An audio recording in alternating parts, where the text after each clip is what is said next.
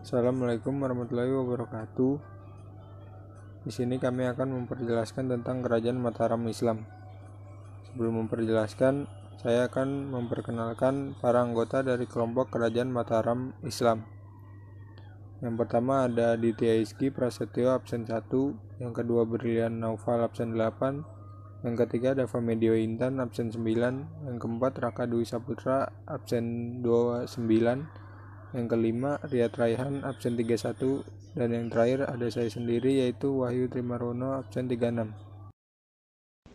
Sistem pemerintahan yang dianut Kerajaan Mataram Islam adalah sistem Dewa Raja. Artinya, pusat kekuasaan tertinggi dan mutlak ada pada diri sultan. Seorang sultan atau raja sering digambarkan memiliki sifat keramat yang kebijaksanaannya terpancar dari kejernihan air muka dan kewibawaannya yang tiada tara. Raja menampakkan diri pada rakyat sekali seminggu di alun-alun istana.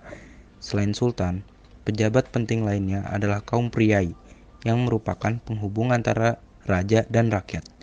Selain itu, ada pula panglima perang yang bergelar Kusuma Dayu serta perwira rendahan atau yuda negara. Pejabat lainnya adalah sastra negara, pejabat administrasi.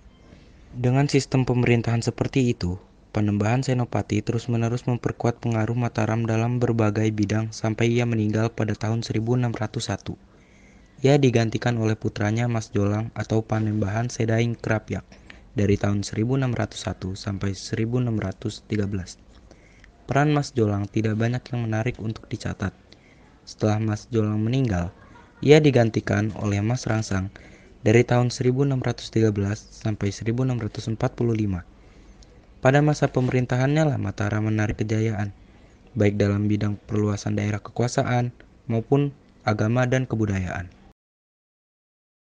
Latar belakang. Pada mulanya, Mataram adalah wilayah yang dihadiahkan oleh Sultan Adiwijaya kepada Ki Gede Pemanahan. Sultan Adiwijaya menghadiahkannya kepada Ki Gede Pemanahan karena telah berhasil membantu Sultan Adiwijaya dalam membunuh Arya Penangsang di Jipang Panalokan.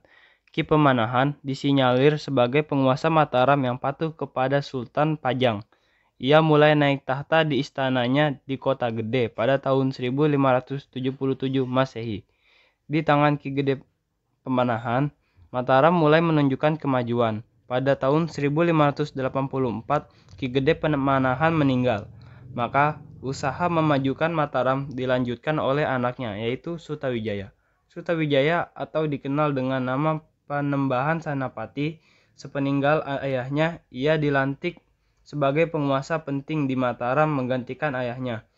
Ia seorang yang gagah berani, mahir dalam hal berperang, sehingga sejak ia masih sebagai pasukan pengawal Raja Pajang, ia telah diberi gelar oleh Sultan Adiwijaya, Senapati ing Alaga, Panglima Perang. Senapati memiliki cita-cita hendak mengangkat kerajaan Mataram sebagai penguasa tertinggi di Jawa menggantikan Pajang. Untuk mewujudkan cita-citanya itu, Senapati mengambil dua langkah penting. Pertama, memerdekakan diri dari Pajang, dan kedua, untuk memperluas wilayah Sutawijaya. Setelahnya, keturunan Adiwijaya yaitu Pangeran Benawa yang seharusnya menjadikan ahli waris kesultanan, Pajang menyerahkan tata kekuasaan kerajaan Pajang kepada Senapati. Sejak saat itu, Senapati mengambil gelar Panembahan pada tahun 1586. Saya akan melanjutkan tentang latar belakang Kerajaan Mataram Islam. Sutawijaya berhasil membangun Mataram pada tahun 1586. Wilayah yang dikuasai Kesultanan Mataram adalah Mataram, Kedu, dan Banyumas.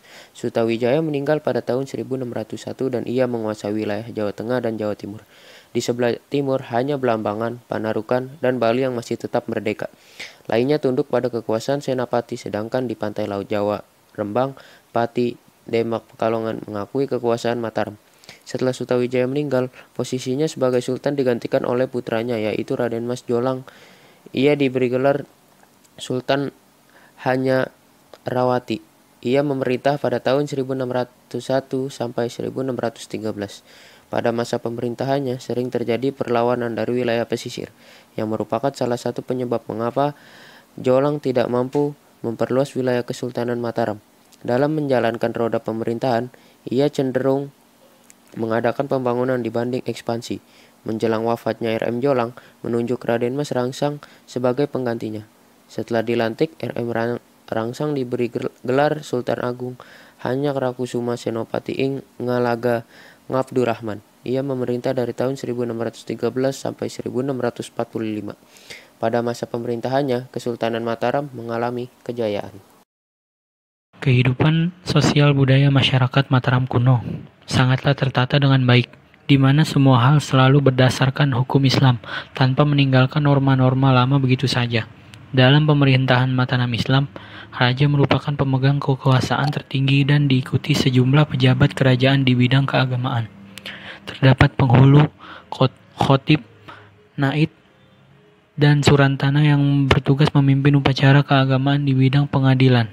Dalam istana terdapat jabatan jaksa yang bertugas menjalankan pengadilan, dan demi terciptanya ketertiban di seluruh kerajaan, Mataram Islam menciptakan peraturan yaitu Angar-Angar yang harus dipatuhi pada masa pertumbuhan dan berkaitan dengan masa pembangunan.